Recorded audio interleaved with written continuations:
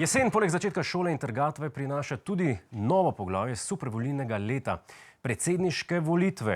Zaplet bo tokrat še bolj neverjeten kot spomladi, ko je Golobova Svoboda pometla ne samo z nasprotniki, ampak tudi z zavezniki.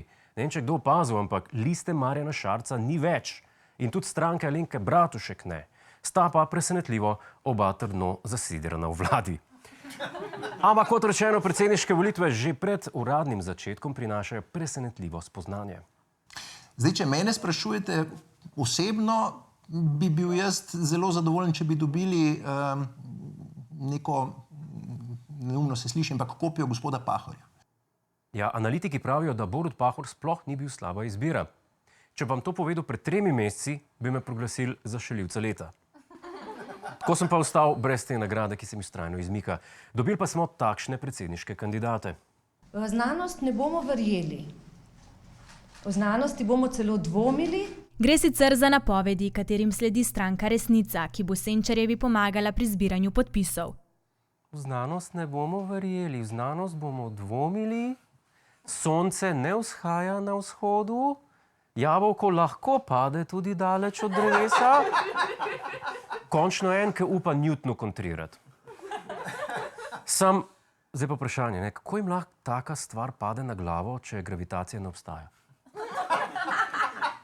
To so pač konstantno prizemljeni ljudje, kar pa ne velja za naslednjega kandidata. Tukaj ni prisoten moj ego. Jaz sem tukaj samo orodje kot posrednik sil, ki komuniciram z vesoljem, da mi daje najboljše napotke, kako človeštvo voditi v pravilno smer. Gospod bi rad vodil kar celo človeštvo. Človeku se marsikaj utrne v glav, ko zmanjka antipsihotikov. Sam, kar me pa čudi, je pa to, da vesolje nikoli ne sporoči človeku, da je treba podaljšati recept za torazin.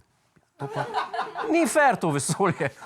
Čeprav, mogoče, preden vloži kandidaturo tale gospod, daj najprej preveri, kolikšen odstotek človeštva vodi predsednik Slovenije, ki bo presenečen, po moje. Jih je, ne? Ja, dajmo pogledati še enega. Država nima perspektive. Svojega programa zaradi intelektualnih in avtorskih pravic zaenkrat še ne želi razkriti, na volitve pa želi priti s podporo volivcev. Jih pride na plano, kaj? K gobe po dežju.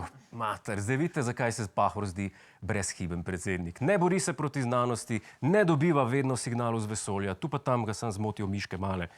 Ja.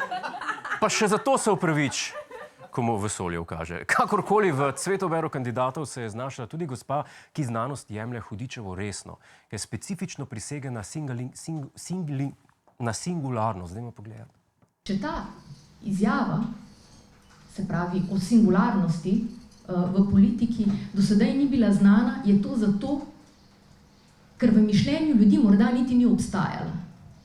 Ja, to je kar problem. Malo sem poprašal okrog in nobenem se ni sanjalo, kaj gospa Krajnik hoče. K sreči imam doma nekaj strokovne literature in zdaj mi je jasno. Vsa dekleta in žene bi morale biti single. Jaz se s tem čisto strinjam. Zakaj bi cel life zgubljala cajt z enim dolgočasnim tipom, če pa vedno obstaja možnost, da srečajo mene, ker sem še vedno singularen? To je neprimerno bolj zabavno. Predvsem pa ne traja cel življenje. 3 minute max. Ok, pojmo naprej s predsedniškimi kandidati. Naslednji je Andrej Magajna in njegovi novi socialni demokrati. Če so na državnozborskih volitvah nastopili znotraj gibanja Povežimo Slovenijo, tokrat ob njemu kot podpornik sedi Vili Kovačič. Zanimivo predvsem zaradi dejstva, da smo ga videli kot podpornika tudi na predstavitvi psihoanalitičarke in filozofinje Nine Krajnik, ki se poteguje za to isto delovno mesto. Tle se je stvar malo zapletla. Vilija Kovačiča, ki je znan kot državljan K, so namreč vprašali, koga zares podpira. Dajmo pogledati, kako se je nadaljevala predstavitev kandidature. Ja, jaz bom njega podporil. Zdaj, tehniko, kako pa bo, pa tudi jaz nisem vse natančno... Če vas pa od teh stvari samo to zanima, kdo koga podpira, je pa dosti žalostno. Vsebina pa nikoga nikoli nič. Ej, Vili, boš imel svojo tiskalko? Vili. Prosim. Niti Magajna, razburjenega Kovačiča, ki se je odločil, da ima vsega dovolj, ne uspe pomiriti. Tehnika me ne zanima, mene zanima vsebina. Ja, težko vas ste delovala. Zdaj, jaz želim, da je bila to zdaj glavna sporočilo. Lahko pa seveda vsak najde od vas tudi v tem neki. Pismo, to je pa bil en chick fight. Pardon, čiča fight. Verjemite, lahko bi naredili celo oddajo samo o tej tiskovni, pa je naša oddaja malo prekratka. Tako da hvala Timo, ki si to snemal. Nauk te zgodbe pa je, da si bi lahko starejši občani na vidnem mestu zapisali, koga podpirajo. Da se vam ne bi zgodilo, ne vem, da date podpis za gradnjo vrtca, pa vam pa pred bajto nuklearko postavijo. Ne? Ker je pač priletni aktivist zbrane podpise nesel na napačen naslov. Samo opozarjam, ker državljan K vemo, da strašno rad zbira razne podpise. Ampak ravno prva kandidatka, ki ni zbirala podpisov, ker so potrebnih 10 prispevali poslanci Gibanja Svoboda, je sprejela nepričakovano odločitev. Velika sprememba v predsedniški tekmi. Marta Kos izstopa iz nje. Razlog spremenjene okoliščine iz osebnih razlogov. Kaj ne rečem, v javnomnenjskih raziskavah je bila tretja. Očitno namerava Robert Golob sodelovati samo na tekmah, kjer mu napovedujejo hladko zmago. Gospod Golob, boste prišli k nam na tekmovanje. Ma bo še kdo drug tam? Ja bo, potem me ne bo. Po drugi strani pa razumem osebne razloge, ne, gospe Kos. Ona živi v Švici. Če bi slučajno zmagala, bi se mogla voziti službo v Slovenijo. A veste, kako se benzin podražil? Pa parking v centru Ljubljane. Saj to je nemogoče. Mogoče pa gotovila tudi, da bi slovensko predsedniško plačo v Švici lahko najela samo eno podkletno garsonjero. Očitno je šele zdaj dojela, da se obljube izpred 30 let, da bo Slovenija druga Švica, nekako niso najbolj resnične, ne? Če tako pogledamo. Trenutni cilj imamo, da bi postali druga Češka, kar je, se mi zdi, uresničljivo. Na dobri poti smo. Se bo pa zato za Novo Slovenijo v boj podal nekdanji minister Janez Cigler Kralj. Torej bo tudi na desni kar gneča, ali ne? Jaz sem prepričan, da je Anže Logar s svojim pristopom, ko je odrinil globoko na levo ali če hočete globoko v sredino, dal veliko priložnosti za tradicionalnega desnosredinskega kandidata, kar Janez Cigler Kralj je.